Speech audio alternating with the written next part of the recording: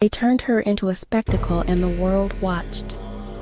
Her name was Sarah Baartman, and her story is one of the most disturbing and revealing examples of exploitation in history.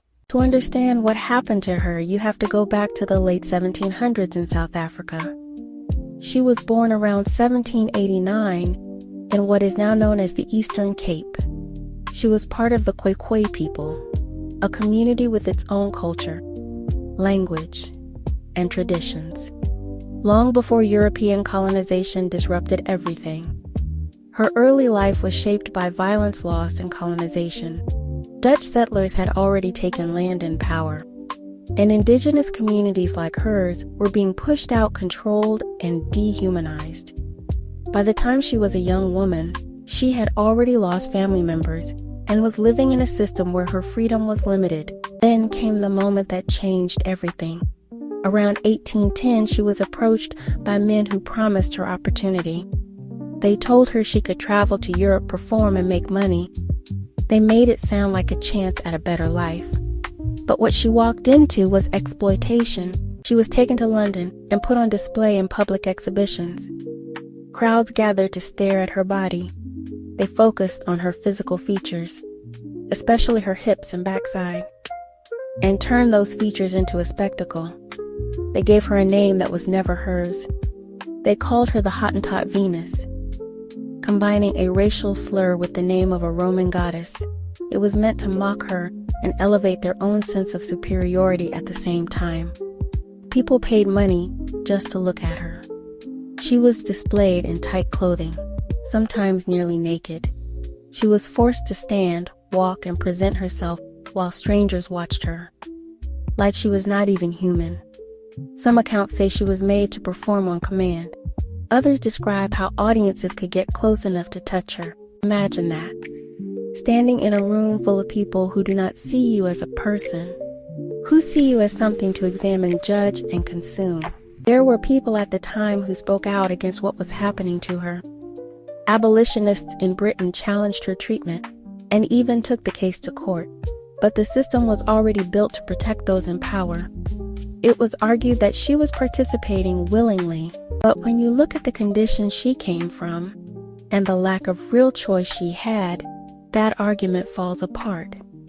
After several years in London, she was taken to Paris, and things got even worse. In France, she was no longer just being displayed for entertainment. She became an object of so-called scientific study. Men who claimed to be scientists examined her body, trying to use her as proof of racial differences. They measured her features, studied her shape, and used her to support racist ideas that black people were inferior. This was not science. This was racism dressed up as research. She was being used to justify systems of oppression that were already harming millions of people. Her humanity was completely ignored. Before we proceed, we would like to take a moment to ask you to please hit the subscribe button. This allows our channel to continue to do research and provide stories such as this about our history, past, and present. Thank you for your support. By this point, she had little control over her life.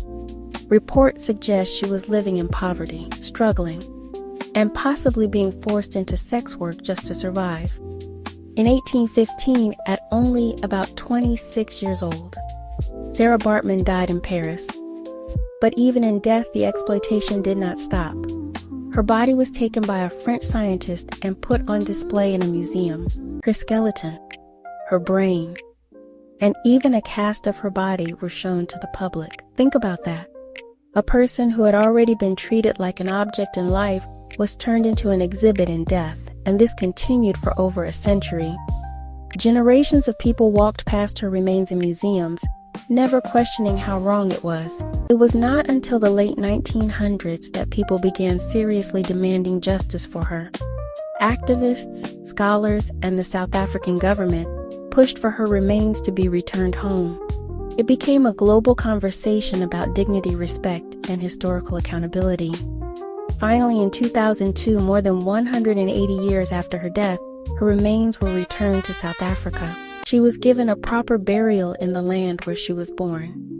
It was a moment of closure, but also a reminder of how long justice can take. Her story forces us to confront uncomfortable truths. It shows how Black bodies were not just exploited for labor, but also for entertainment and so-called science. It reveals how racism was normalized to the point where people could watch another human being suffer and see nothing wrong with it. And it connects directly to the present, because the hyper-focus on Black women's bodies did not start with modern media.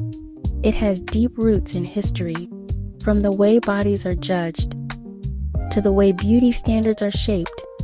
You can still see echoes of what she experienced. That is why her story matters. It is not just about what happened to one woman. It is about a system that allowed it to happen, and the ways that system still influences the world today. Sarah Baartman was turned into a spectacle, but she was always more than what they tried to make her. She was a human being, with a life, a story, and a dignity that should have never been taken away. And the more people learn her name, the less likely history like this is to be ignored. Because remembering her is a way of restoring the humanity that was denied to her for far too long. If you enjoyed learning about untold Black history, please be sure to like and subscribe now. This will make it possible for us to continue to bring you these stories throughout the year. Thank you for joining us here on the BLK History Channel. Until next time.